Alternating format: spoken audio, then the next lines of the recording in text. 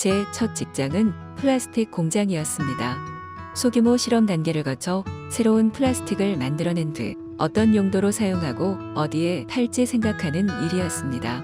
가끔 노동당 친구들에게 난 너희들보다 공장에서 일한 경험이 더 많아라며 장난치고는 했습니다. 마거리 때처는 아버지 알프레드 로버츠를 존경했다. 구두 제조공 집안에 태어난 아버지는 교사가 꿈이었지만 가난했던 집안 형편으로 13살에 학업을 중단한다. 잡화점 점원으로 이를 악물고 일한 그는 이내 식료품점 주인이 된다. 시간이 날 때마다 책을 읽었다. 근면한 삶의 보상이 따른다는 종교적 신념도 깊었다. 감리교 교회의 평신도 설교자로 명성이 높았다. 지역에서 자수성가의 대명사로 통했던 아버지는 중산층에 진입하자 정치인이 되기로 결심한다. 그랜섬시의회 의원을 거쳐 1945년에 시장이 된 알프레드 로버츠의 둘째 딸은 아버지의 연설을 들을 때마다 심장이 쿵쾅거리는 것 같았다. 1925년 영국 중부의 링컨셔 그랜섬에서 태어난 마거릿은 어린 시절부터 승부욕이 강했다. 또래 집단들과 어울려 노는 대신 책을 읽거나 부모님이 운영하는 식료품점에서 일했다. 9살 때 시 암송 경연대회에서 입상한 마거릿에게 교장 선생님이 별뜻 없이 너는 참 운이 좋구나라고 하자 마거릿은 운이 좋아서가 아니라 저는 그 상을 받을 만한 자격을 갖췄기 때문에 수상한 거예요. 라고 맞받아쳤다. 사립기숙학교에 갈 형편이 아니었지만 상황을 탓하는 대신 수업료가 낮으면서도 우수한 학생이 많았던 공립 크리스티븐 앤 그랜섬 여학교를 선택했다. 그녀는 옥스퍼드 대학교에 진학하고 싶었다. 옥스퍼드는 입학 자체도 어렵지만 등록금도 무척 높았다. 마거릿은 부모님이 옥스퍼드 학비를 지원할 만큼의 경제적 여유가 없다고 판단하고 장학생 선발 시험에 응시했다. 1943년 10월에 대처는 옥스퍼드 대학교 손머빌 컬리지에 입학한다. 대학 생활은 쉽지 않았다. 우선 전공에 큰 흥미를 느끼지 못했다. 화학보다 정치학과 경제학에 관심이 갔다. 게다가 옥스퍼드의 친구들 대부분은 사립기숙학교 출신이었고 그들끼리는 대대손손 혈연과 지연으로 서로 얽혀있는 경우가 많았다. 소외감을 느꼈다. 마거릿은 혼자 산책하거나 교회에서 많은 시간을 보냈다. 자신이 진정 원하는 삶이 무엇인지 스스로에게 묻고 또 물었다. 1946년 10월에 마거릿은 옥스퍼드 대학교 보수협회에 가입했다. 유서 깊은 정치 토론 클럽인 옥스퍼드 유니언에 들어가고 싶었지만 당시에는 여성 회원을 받지 않았다. 보수협회에서 마거릿의 활약은 눈부셨다. 가입한 지 얼마 되지 않아 협회장인 마거릿은 보수당의 외연을 확장하기 위해서는 노동 계급 회원을 확보해야 한다는 내용의 연설로 화제를 모았다. 하지만 옥스퍼드에서 만난 대부분의 친구들은 보수와 진보의 정치 성향을 떠나 마거릿의 뜻 자체를 제대로 이해하지 못했다. 이때부터 마거릿은 주류 사회 안에서 평온한 삶을 살며 세련된 교양과 호사 취미를 은근히 자랑하는 친구들과 자신은 본질적으로 다르다고 인식하게 된다. 그녀는 자신을 하찮은 집안의 출신으로만 보는 동문들의 시선을 느낄 때마다 열등감에 사로잡히면서도 세상 물정을 모르는 도련님 같은 친구들과 대화를 나누며 우월감에 도취되기도 했다. 졸업과 동시에 취업을 해야 했다. 1947년 옥스퍼드를 졸업한 마거릿은 안경테와 필름 등을 생산하는 플라스틱 제조사에 취직해 1년 반 동안 근무했다. 직장 생활을 하면서도 정치인이 되겠다는 포부를 숨기지 않았다. 기회는 예상보다 빨리 왔다. 1950년 런던 남동부에 위치한 다퍼드의 보수당 지역구 위원장 자리에 옥스퍼드 시절 지인이 마거릿을 추천한 것이다. 그녀는 1950년 총선에 출마한다. 24세의 마거릿은 우선 유권자들을 만나야 했다. 표를 얻기 위해서라면 어디든 직접 찾아갔다. 남성들만 출입 가능한 클럽이 즐비했던 시절 여성은 종업원만 입장할 수 있자 마거릿은 클럽에서 맥주 따르는 일을 하며 남성 유권자들에게 지지를 호소할 정도로 선거에 최선을 다했다. 결과는 석패였다. 1951년 총선에도 도전했지만 다시 낙선했다. 두 번의 실패를 겪은 마거릿은 선거운동 중에 만난 데니스 대처와 1951년 12월 결혼한다. 그는 아내의 능력과 야망을 높이 평가했다. 1953년 8월 쌍둥이를 출산한 마거릿은 선거를 치르면서 계획했던 일을 실천에 옮긴다. 정치인에게 법률 지식이 필수적이라고 생각했던 마거릿은 세금관계법으로 변호사 시험을 준비했고 합격한다. 변호사 생활을 하면서 그녀는 사건 당사자들의 이해관계를 조정하는 과정이 곧 정치와 유사하다고 생각했다. 하루빨리 직업 정치인이 되고 싶었다. 1959년 총선에서 압승을 거둔 마거릿은 의회에서 법안 발의를 할 때마다 주목받았다. 의회 여성 의원을 위한 휴게실조차 없던 시절이었다.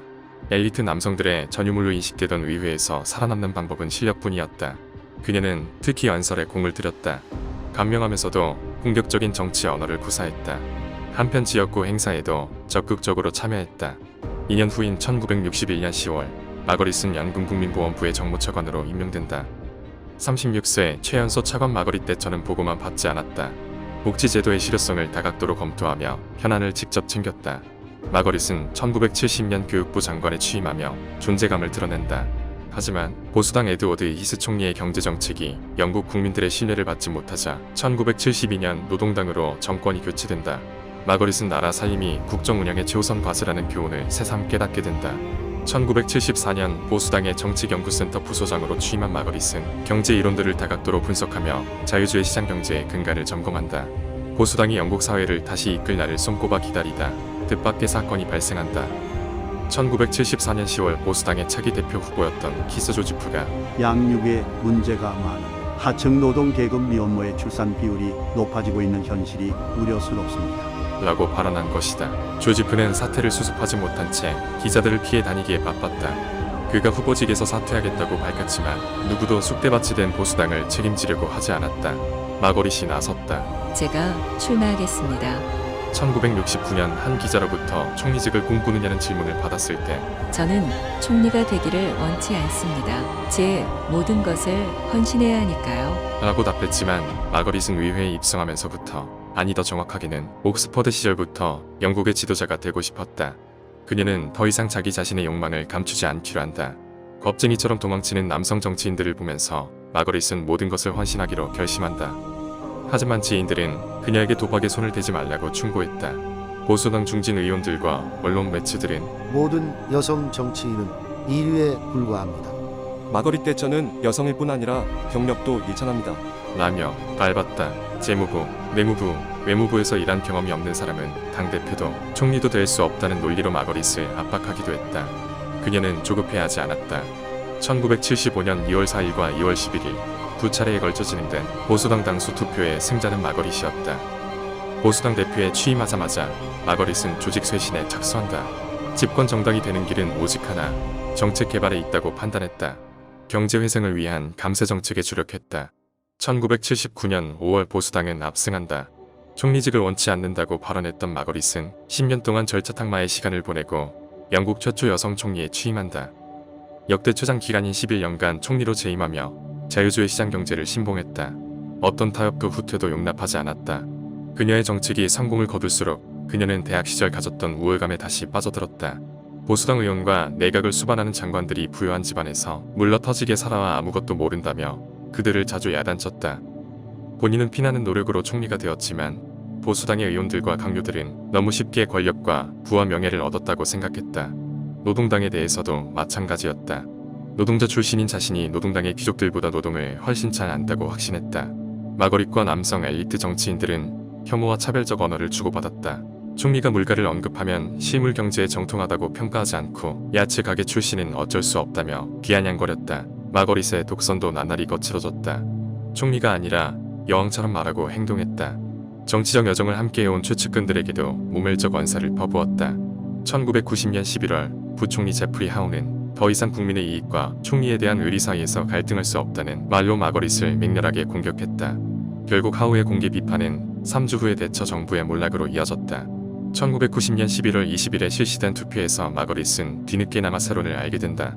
이틀 후인 1990년 11월 22일 오전 마거릿 대처는 사임을 발표하며 보수당의 승리를 기원한다. 잦은 사퇴 결정은 마거릿의 정치 생명을 연장시켰다. 1997년 후배들의 간청으로 보수당 총선을 지원했고 노동당 토니 블레어 총리는 마거릿에게 자문을 구하기도 했다. 정계에 입문한 뒤 매일 잠을 4시간 이내로만 자면서 정치 현안과 행정 업무를 완벽하게 파악하고자 했던 마거릿의 성실함에는 누구도 이의를 제기하지 않을 것이다. 하지만 그녀의 위험한 독선이 영국 사회의 분열로 이어진 것 또한 부정할 수 없다. 영국 최초의 여성 총리 마거릿 대처는 자력갱생의 미덕과 독선의 파국을 함께 선사한 정치인이었다.